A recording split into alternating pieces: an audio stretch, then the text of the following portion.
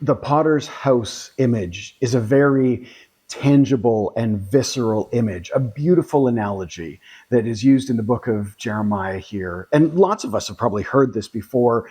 And so today, much like the clay itself, we are going to mold and work with the analogy itself because I think it fits particularly well with exactly what's going on right now this weekend. Even the fact that you are listening to or watching this sermon right now means that you are a part of something so much bigger.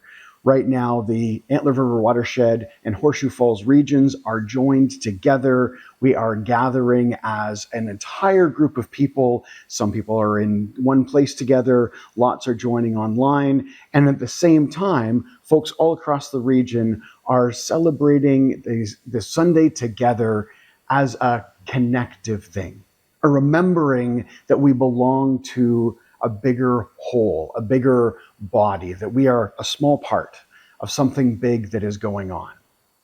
Now, I don't know how many of you have actual experience with potting.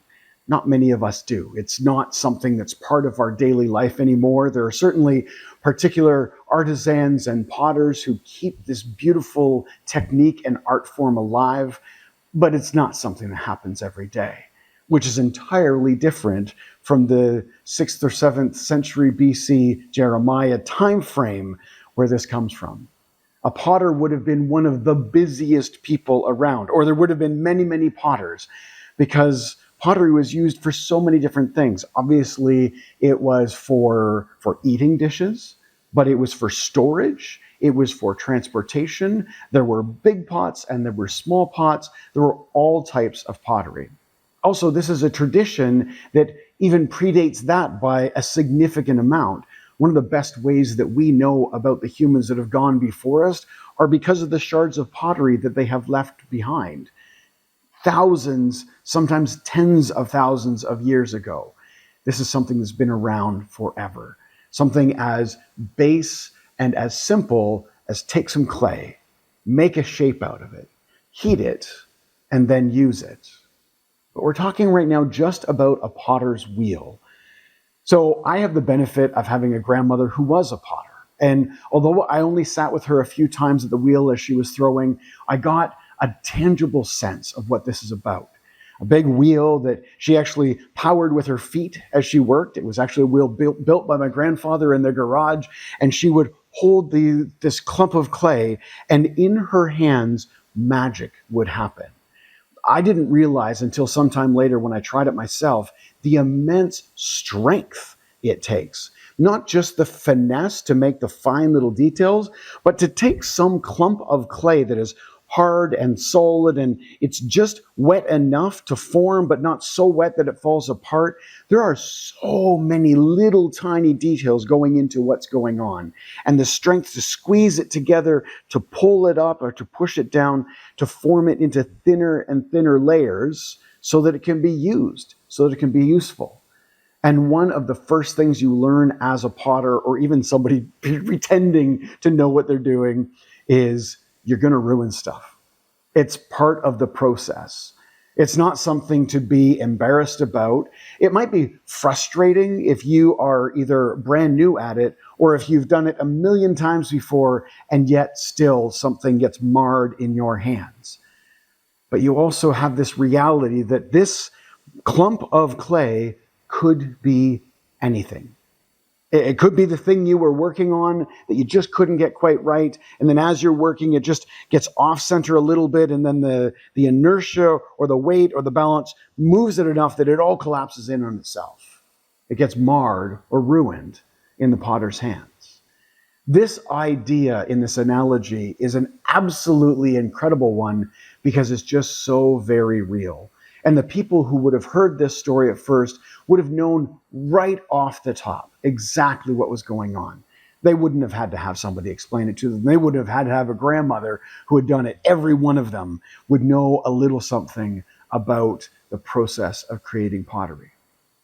Now, there is a part of this analogy that I really struggle with, and different ministers and theologians have done different work with it over the years, but I want to be really careful around this omnipotent idea that God as the potter, which is sort of the shape of this analogy, that the potter has all the control and that the clay is just some passive member of the process. Because the little bit of potting that I have done taught me that the potter must work with the clay. That sometimes it's the potter's fault that the clay falls apart, and sometimes it's the clay's fault that the clay falls apart. This is a working together process in creating something new. And I know from experience that you might be working with an idea. I'm trying to make a mug. I know exactly what it's going to be like, and I know approximately how much clay it needs to be. I might have even weighed it out, and I've got some ways of figuring out how much water should be in there. I want to make this mug. And no, it doesn't become a mug. My hands are not ready for it. The clay is not ready for it. Maybe it's too hot and humid outside, or maybe it's too cool and dry outside. Maybe it's some environmental factor. There are so many things that go into this that say whether this may or may not work out. But the reality is, it falling apart in the process is part of the process. And I think why that connects to us beautifully today as churches and people are meeting all across the region, from Windsor to Niagara, from Grand Bend-ish area down to the south to Lake Erie, this huge swath of southwestern Ontario, people are gathered together, feeling connected while still feeling somewhat isolated. Many of us are in small churches that are struggling in one way or another. Maybe we've just come through a hardship and are doing some rebuilding. Maybe we have decided to gather together more than one lump of clay, and we're making a bigger vessel out of a couple of congregations, a couple of groups. Maybe it is that we're sharing a minister or some lay people between a few different spaces. Or maybe we are reimagining what this clay could even be. We are not a mug anymore. We are a large vessel that can hold a daycare center or low-cost housing or a community garden or a space where arts can take place. All of these are the work of reshaping and rethinking clay that we could be fooled into thinking was spoiled. But do you notice in this analogy, the spoiling is actually what leads to the new vessel? This fits so very well with our Christian traditions of being a resurrection people. We are only a few months from Easter. We certainly celebrated Easter morning, but we also gathered with heavy hearts and darkened spaces and low voices and spoke on Good Friday. We shared the message of Jesus' passion and death, and then we shared the story of resurrection morning. Just the same as Jeremiah shared the story of a lump of clay that was marred or spoiled in the potter's hands. And then the potter worked with it to make it into something new. I know that many of you are people who have worn so many hats in the congregations where you serve. Whether you are clergy or lay, whether you've been here for 2 months or 87 years, whether this is the only church you've ever been part of, or only just the most recent one you've been part of. Many of us have been deeply, deeply involved. And we look around us, whether it's in the congregation where we serve, or we're looking at the national denomination, or looking at church all across the world. And there are some things that are going very, very well. And yet we also see things that imply decline. That feels like clay that is marred in the potter's hands. But the marring itself is not the problem. The decline itself is not the problem. The not enough people is not the problem. And what I love in the bigger story of Jeremiah is inviting the people to be involved in the future. This is not some fatalistic thing like a distant God, a distant potter is in charge of the whole thing. It's that we are working to create a better future for us, for the world, for all of creation, because we are deeply invested and involved in all of that. And if we look at our own pasts, we can see how each of us in our congregations have responded to the marring of our clay in lots of different ways. None of us are exactly the same as we were a decade ago. Absolutely not the same as we were 5 decades ago, whether we're talking about our congregation or the denomination. We've got great examples of where not too long ago the denomination chose to reshape the very structure into a new shape that makes more sense for us. And some of that was hard and some of that was complicated, and many of us are still trying to figure out how that's going to work. And yet we are part of the clay. We are part of the work. And this is where maybe our analogy struggles a little bit, because we, the clay, are also distinctly involved in creating this new future. And we, the clay, get to reach from the wheel and gather up some more of the clay sitting on the shelf and get it wet and gather it along with us so that we can be a bigger or a different shaped vessel.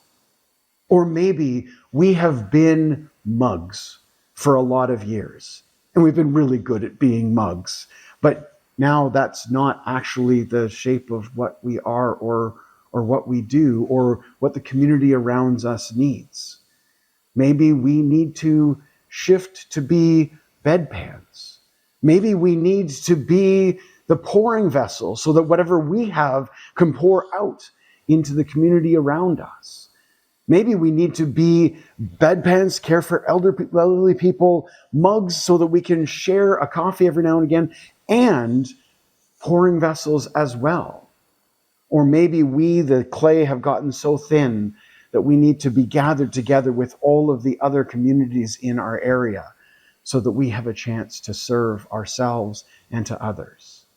This is a beautiful, beautiful analogy for the time and the space that we find ourselves today.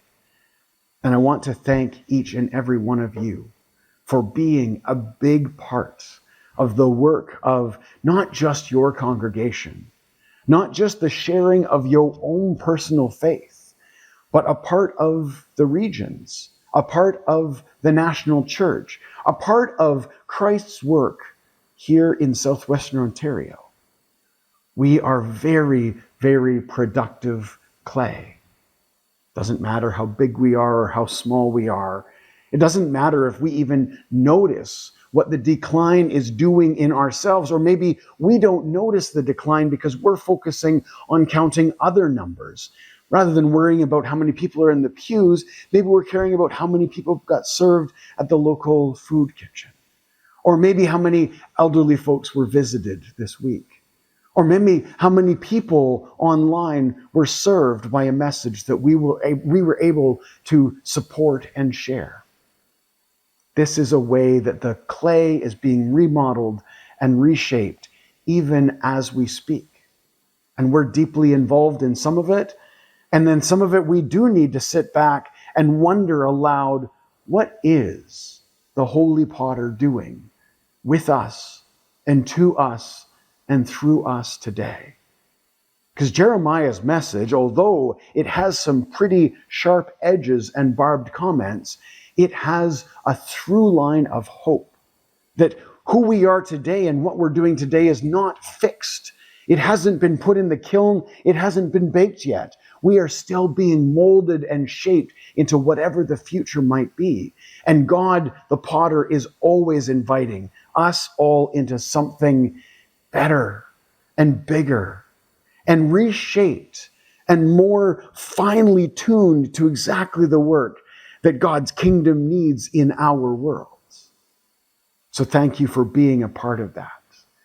Thank you for being muddy and messy and sliding around on the wheel. Thank you for being the clay that even when marred can be reshaped and reworked.